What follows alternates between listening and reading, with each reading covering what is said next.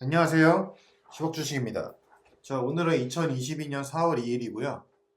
지금 3일 동안 조정이 계속 이루어지고 있다가 어저께 막판에 좀 반등이 있었고, 저는 이제 4월에 조금 반등을 하게 되면 현금화를 할 예정입니다.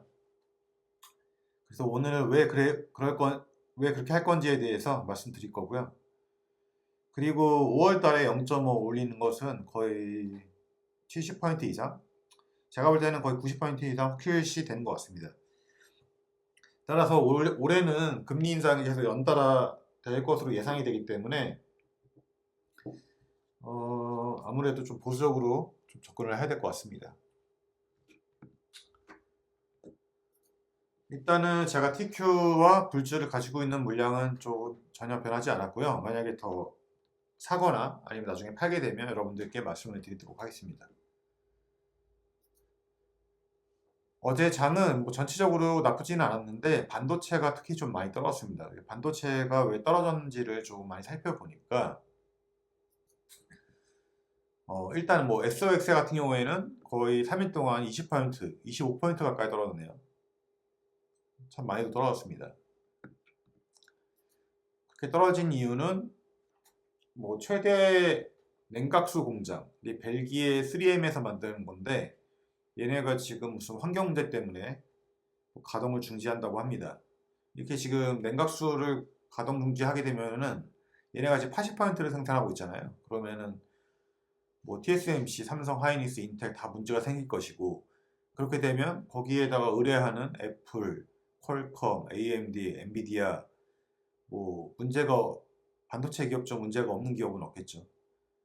그래서 첫 번째 이런 이슈가 있었고 또 하나는 뭐 우크라이나 러시아 전쟁 그 리스크 때문에 그 원자재를 구하기가 좀 어렵다고 합니다. 앞으로 그런 문제가 또 하나 있고 또 하나는 이제 PC 수요가 감소된다. 그래가지고 뭐 그래픽 카드라든지 이런 수요가 줄 거다. CPU 수요가 줄 거다. 뭐 이런 또 내용이 또 있습니다. 여러 가지 이런 게 좀 겹치면서 반도체는 지금 폭락을 좀 했습니다. 하지만 뭐 미래를 생각한다면 반도체는 뭐 미래는 있는 건 당연한 건데 이게 이제 어떻게 보면 주기를 좀 파는 어떤 그런 부분이기 때문에 조심해서 접근을 해야 될 것 같습니다.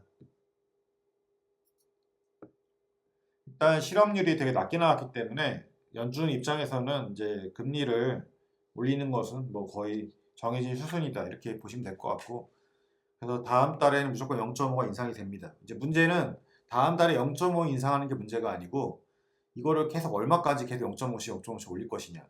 그리고 인플레이션이 잡히지 않으면은 0.75도 올릴 수 있거든요. 이렇게 되면은 시장은 엄청나게 타격을 받을 겁니다. 따라서 올해는 조금 보수적으로 조심스럽게 접근해야 된다. 그게 제 생각입니다. 자, 10년물과 2년물의 그 장단기 금리 차가 역전이 되었습니다. 이건 좀 말이 안 되는 상황인 거죠.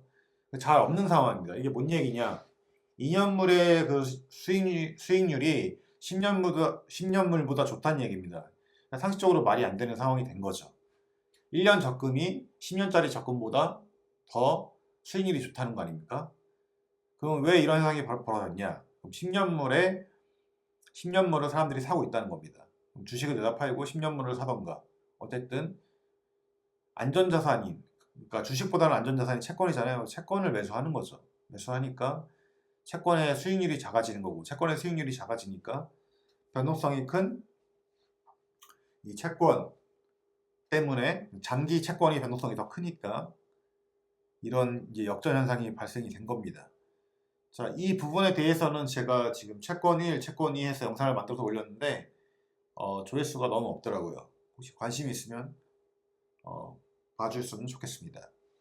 그러면 좀 더 명확하게 이해하실 수 있을 것 같습니다. 어쨌든 이렇게 지금 역전이 됐다는 것은 뭐냐? 미래가 안 좋다는 의미겠죠. 미래가 안 좋으니까 이런 현상이 발생되는 겁니다.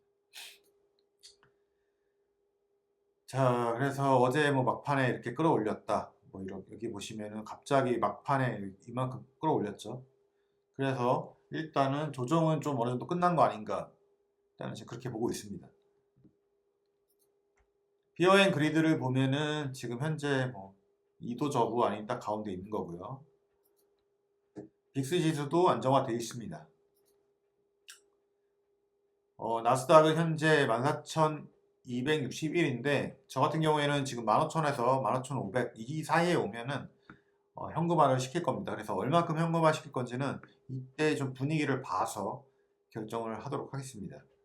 근데 만약에 여기서 더 떨어져가지고 뭐 있으면 어떡할 거냐? 그러면 뭐 보유해야죠. 방법이 없습니다. 그때는. 다행히 이제 그 뭐 미국 비축률을 좀 풀어가지고 원유는 조금 떨어졌는데 사실 그 근본적인 대책은 아니고 일시적인 미봉책이라고 저는 생각이 들고 어쨌든 모든 것을 이 인플레이션부터 이 모든 불확실성을 제거하려면 전쟁이 끝나야 됩니다. 전쟁이 끝나야 안정적으로 당분간은 좀 올라갈 수 있거든요. 근데 아직 조금 끝날 기미는 보이지가 않네요. 자, 올해 제가 주식을 바라보는 관점에 대해서 좀 말씀드리겠습니다. 뭐 어찌됐든 현재까지의 금리는 이제 0.25고 이것도 3월에 올라간 거기 때문에 이제 빅테크의 1분기 실적은 전 나쁠 것 같지 않다고 생각합니다. 그런데 이제 주가라는 것은 여러분들 다 아시겠지만 현재의 약재도 반영하고 미래의 약재도 다 반영합니다. 그래서 현재 지금 주식이 많이 떨어진 거잖아요. 자, 이런 상황에서 만약에 뭐 4월에 이제 실적 발표가 시작이 되는데 이때 실적이 잘 나오면 아마 주식도 올라갈 수가 있습니다. 근데 문제는 인플레이션이 꺾이지를 않으면 그리고 이제 전쟁도 끝나지가 않고 계속 이렇게 질질 끌게 되면 금리를 더 올릴 수밖에 없습니다. 그렇기 때문에 그렇게 되면 시장은 또 충격을 받고 다시 떨어질 가능성이 있습니다.